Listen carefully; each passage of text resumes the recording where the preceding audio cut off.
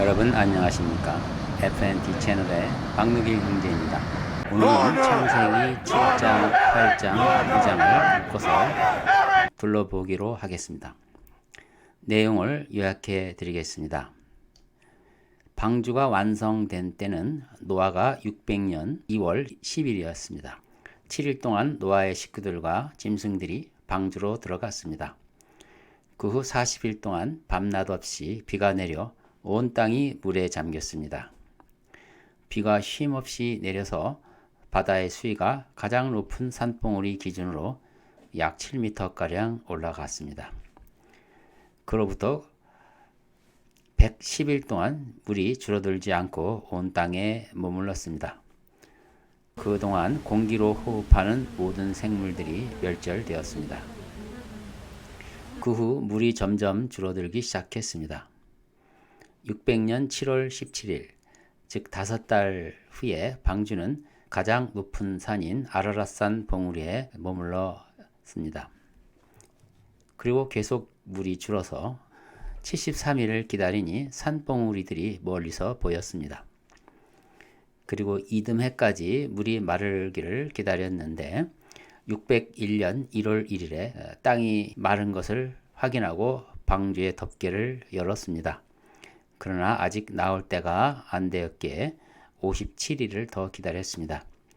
비가 내리기 시작한 지 정확히 1년이 지난 601년 2월 17일에 땅이 마른 것을 확인하였고 노아는 방주의 문을 열어 식구들과 짐승들을 내보냈습니다.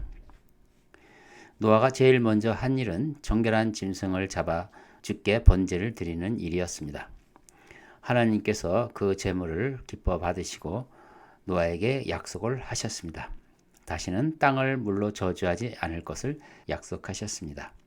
그 이유는 사람들의 마음의 상상이 어려서부터 악하기 때문이라고 하십니다. 그리고 노아에게 복을 주십니다. 다산하고 번성하여 땅을 다시 채우라고 명령하십니다.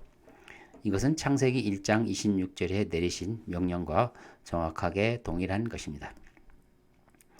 홍수 이후 변한 몇 가지가 있습니다.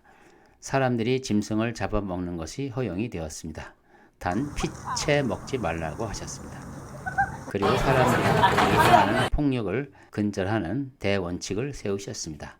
살인자는 사형에 처한다는 법을 내리신 것입니다.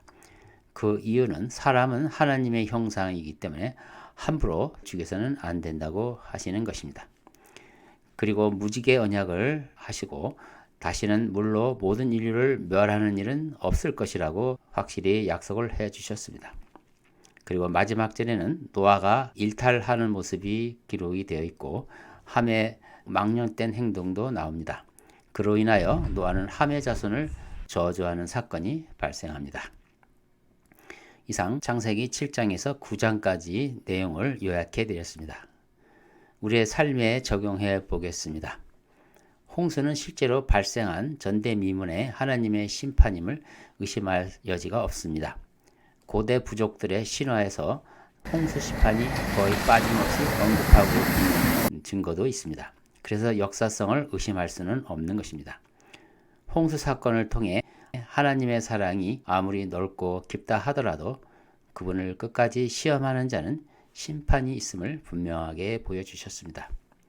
논란의 여지 없이 하나님은 사랑이십니다.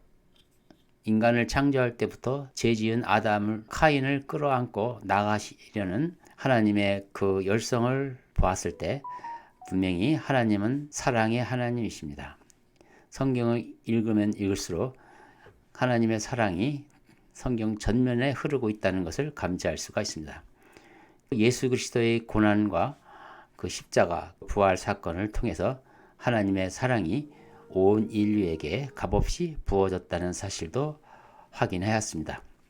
그러나 타락한 천사들과 연합하여 하나님을 대적함으로 돌이킬 수 없는 길을 가는 경우까지 용서하지는 않으십니다. 이를 성경에서는 카인의 패역한 길이라고 표현하고 있습니다. 하나님의 관용과 오래 참으심이 그분의 지극히 크신 사랑인 줄 알면서 그것을 역이용하고 조롱하며 망령되이 행한다면 누구든지 그분의 준엄한 심판을 면할 수 없음을 분명히 보여주셨습니다. 21세기의 현대인들은 노아 시대 사람들처럼 하나님을 두려워하지 않습니다. 오히려 사랑으로 오래 참고 기다리시는 하나님을 조롱하고 더욱 반대의 길을 갔습니다. 그분의 살아계심과 권위에 정면 도전하고 있는 것입니다. 예수님도 마지막 때가 되면 노아의 때처럼 될 것이라고 예언하신 바 있습니다. 오늘날이 딱 그날과 같습니다. 현대인들처럼 하나님에 대한 자세가 무례하고 안하무인인 적은 어느 시대를 보더라도 보기 힘들 것 같습니다. 오늘 우리는 너무 위험한 시대에 살고 있습니다. 더 이상 하나님의 사랑을 시험하지 마시고 하나님의 존귀하심과 위험에 겸손히 무릎 꿇어야 할 것입니다. 우리는 매일매일의 삶을 맞이하고 있습니다. 그럴 때마다 하나님의 사랑에 참으로 성실하게 답을 해야 될 것입니다. 하나님의 사랑을 진정으로 아는 사람이면 결코 폐악한 길에 들어서지도 않을 것입니다. 늘 마음을 내려놓고 하나님의 사랑에 보답하는 삶을 살아야 하겠습니다. 오늘 창세기 7장에서 9장까지 성경을 읽고 느낀 바를 여러분과 나눠 보았습니다. 감사합니다. 또 다시 뵙겠습니다. 안녕히 계십시오.